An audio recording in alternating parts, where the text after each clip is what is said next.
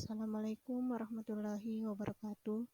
Perkenalkan, nama saya Sarina dengan NIM 09105804220038. Mata kuliah Perbandingan Administrasi Publik. Dosen pengampu Muhammad Iqbal SSOS MSI. Pada kesempatan kali ini saya akan memberikan penjelasan mengenai pengertian dasar administrasi publik. Pengertian administrasi publik. Administrasi publik sebagai proses kegiatan tata usaha pemerintah dan administrasi. Administrasi publik adalah segenap proses penyelenggaraan dalam setiap usaha kerja sama kelompok manusia untuk mencapai tujuan tertentu. Administrasi publik memusatkan perhatiannya pada kerjasama yang dilakukan dalam lembaga-lembaga pemerintah. Ilmu administrasi publik adalah ilmu yang mempelajari kegiatan kerjasama dalam institusi atau organisasi yang bersifat publik. Sebagai cabang ilmu administrasi, administrasi publik menggunakan semua teori, konsep, dan analisis yang berlaku dalam ilmu administrasi.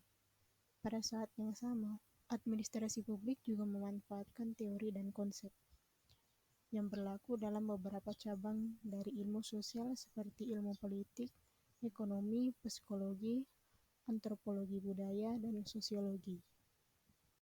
Selanjutnya yaitu pendekatan administrasi publik. Menurut para ahli yaitu Maurice Pierre, 1. Pendekatan matematik, 2. Pendekatan sumber daya manusia, 3. Pendekatan sumber daya umum. Menurut Prestus, 1. Pendekatan institusional, 2. Pendekatan struktural, 3. Pendekatan perilaku, 4. Pendekatan pasca perilaku. Menurut Thomas G. Davie, 1. Pendekatan manajerial, 2. Pendekatan psikologis, 3. Pendekatan politis, 4. Pendekatan sosiologis. Menurut C. L. Sharma, 1. Pendekatan proses administrasi, 2. Pendekatan empiris, 3. Pendekatan perilaku manusia, 4. Pendekatan sistem sosial, 5. Pendekatan matematik, 6. Pendekatan pembuatan keputusan. Menurut Gordon, 1. Pendekatan tradisional, 2. Pendekatan perilaku, 3. Pendekatan pembuat keputusan.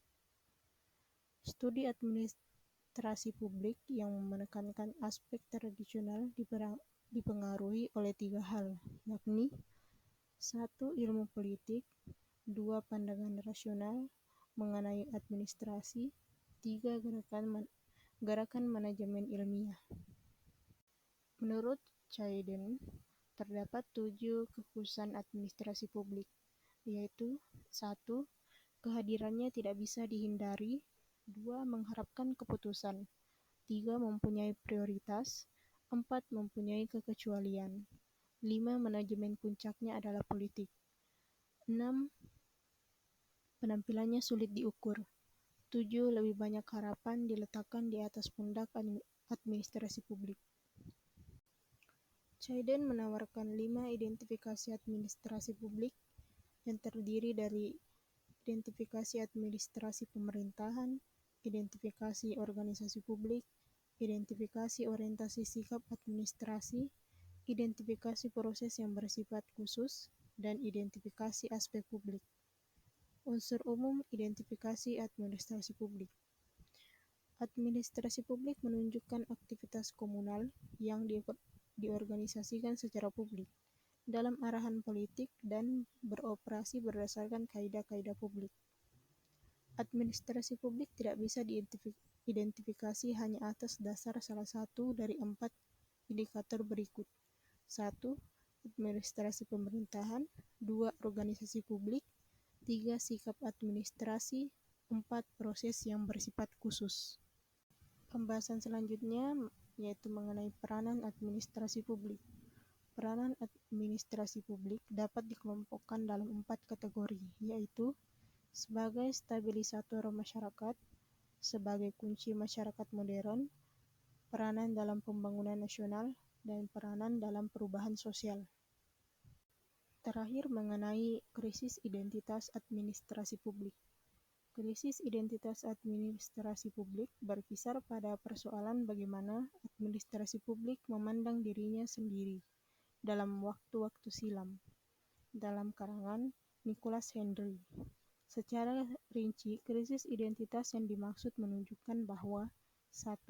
Krisis identitas yang dihadapi administrasi publik bersumber dari tiadanya kesepakatan tentang administrasi publik sebagai ilmu ataukah bukan. 2. Sesuatu pengetahuan dapat dipandang sebagai ilmu apabila memenuhi dua ukuran, yaitu mempunyai paradigma teoritis dan mempunyai teori-teori inti. Baiklah, itulah tadi sedikit penjelasan mengenai pengertian dasar administrasi publik. Terima kasih sudah menonton dan menyimak penjelasan dari saya.